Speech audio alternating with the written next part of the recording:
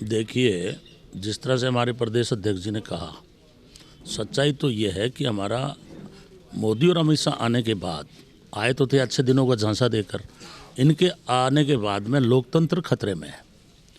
और तो और आरएसएस के लोग संविधान को पार्लियामेंट के ऊपर जलाने का काम कर रहे हैं।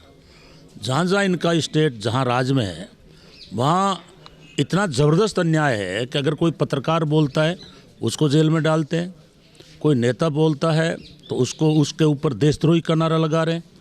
आपने देखा, सिख और गैर सिखों को लड़ा रहे हैं, मराठा गैर मराठा को लड़ा रहे हैं, जाट और गैर जाट को हरियाणा में लड़ा रहे हैं, दलित और सवर्ण को लड़ाने का काम कर रहे हैं। पूरे देश में मॉब लिंचिंग की घटनाएं करवा रहे हैं और इन्होंने नफरत की दीवार खड़ी कर दी। जब सारे लोकतंत्र के दरवाजे बंद हो गए तो फिर राहुल गांधी जी के नेतृत्व में ये जो यात्रा निकल रही है, इसका बहुत बड़ा महत्व है। और आज़ादी के बाद पहली यात्रा है जो 3,500 किलोमीटर निकली है। और जहाँ तक आप समस्याओं की बात कर रहे हैं, समस्या तो रोज़मर्रा का काम है, लेकिन आपने देखा है कि अशोक गहलोत साहब ने जो 4 बजट दिए हैं वो विकास के लिए रिकॉर्ड तोड़ बजट है। जबकि हकीकत तो ये है, जैसे चिरंजीवी योजना है, तो अब तो शुरू कर दिया सीएम साहब ने। कल ही सरदार शहर में बोले हैं कि पूरे भारत में ऐसी निःशुल्क दवाइयों की योजना होनी चाहिए। ओपीएस है, हिमाचल का तो पूरा चुनाव ओपीएस के ऊपर हुआ है। इसी तरह से जो भी अच्छी योजना है उसके बारे में गहलोत जी की अब यही डिमांड है कि पूरे देश के अंदर इनको निःशुल्क दवाई मिले, ओपीएस मिले, ओल्ड पेंशन मिले। इसके अलावा जो भी हमारी सरकार की अच्छी योजना है उनके बारे में भी हम लोग बात कर रहे हैं। बाकी ऐसी कोई बाधा नहीं आ रही है। हाँ, ये हम कह सकते हैं कि हम यहाँ शासन में हैं तो हमारा दायित्व है कि जितनी पीछे रैलियाँ हुई है, अलवर की जो रैली होगी वो बिल्कुल रिकॉर्ड तोड़ रैली होगी। और पूरे स्टेट से हम सब लोग लगे हुए हैं, भारी संख्या में, कम से कम 5 और 7 लाख के बीच में।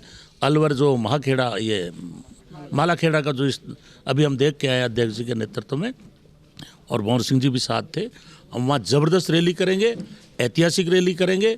चूँकि बीजेपी ने छोटी छोटी जो पार्टियाँ थी क्षेत्रीय, उनका सबको खात्मा कर दिया है। इसलिए यह वही पार्टी है जिसने अंग्रेज़ों के खिलाफ लड़ी। और हमारा साफ नारा है, पहले लड़े थे गोरों से, अब लड़ेंगे चोरों से। पूरे भारतवर्ष के अंदर ये रथ यात्रा के माध्यम से बहुत बड़ा संदेश दिया जा रहा है। और इसके बाद 2023 में वापस कांग्रेस की सरकार बनेगी स्टेट के अंदर, और 2024 में ये जो तानाशाह बन गए हिटलर की तरह, इनके पूरे देश के अंदर इनका भारतीय जनता पार्टी का सुपड़ा साफ कर देंगे केंद्र के चुनाव में। नहीं, रिकॉर्ड संख्या के आधार पे बनेगा मालाखेड़ा में या और कोई आधार पे बनेगा? नहीं, हमारी नीति है, जिस नीति के विरुद्ध में जनता आ रही है, क्योंकि जनता में भयंकर उत्साह है, जोश है। हमारे पास हजारों फोन आ रहे हैं, क्योंकि इस तरह की यात्रा हुई नहीं। या तो महात्मा गांधी जी ने यात्रा निकाली, जो उस टाइम देश हमारा आज़ाद नहीं था, और आपने भी देखा है 47 में आज़ादी मिली। 48 में जो आज़ादी के लड़ने वाले थे महात्मा गांधी, उन्हीं को नाथूराम गोडसे ने गोली मारी, और उन्हीं के चेले अब जो है शासन में बैठ गए और उसी नाथूराम के नारे लगाने का काम कर रहे हैं। तो इनकी नीति को लेकर के पूरे देश में ज़बरदस्त आक्रोश है। और आपको पता है, विकास के रास्ते सारे रुक गए हैं।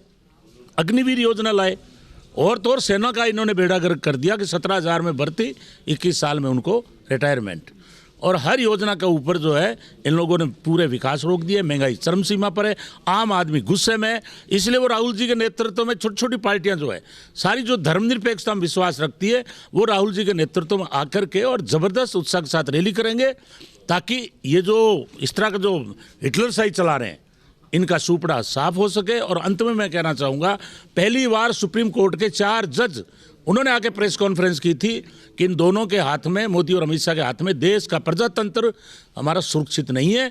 इनको जल्द से जल्द सत्ता से बाहर कर देना चाहिए। बिना वर्करों के कैसा होगा? क्योंकि अभी तक तो वर्करों में किसी भी प्रोग्राम जो आप जारी करते हैं, हम देखते हैं कोई 30-40 आदमी इकट्ठे होते हैं। वर्कर ये आपका जब इतना जोश में नहीं है तो जब तक कैसे करोगे? देखिए, पूरे प्रदेश का वर्कर लगा हुआ है,